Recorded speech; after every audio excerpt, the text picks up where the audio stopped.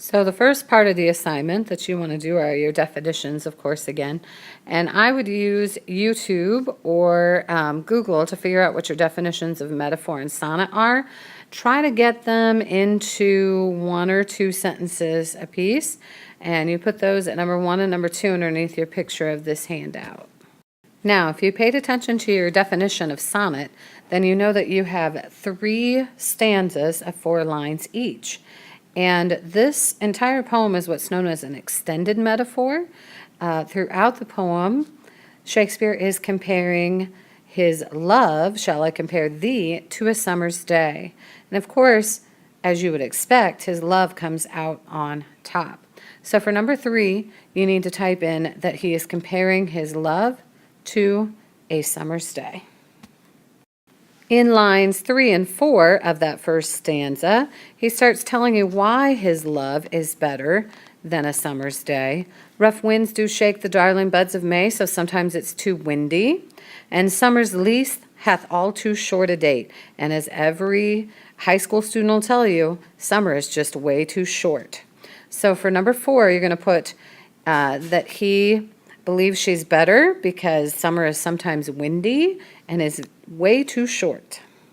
Now, in the first 2 lines of the second stanza, I bet you can guess what the hot eye of heaven is. That is, of course, the sun. And then, of course, also sometimes in the summer, his gold complexion is dimmed by clouds. So that is why she is also better than a summer's day. So for number 5, you want to write down that sometimes the sun is too hot and sometimes it's cloudy on a summer's day, and that's why she's better than summer.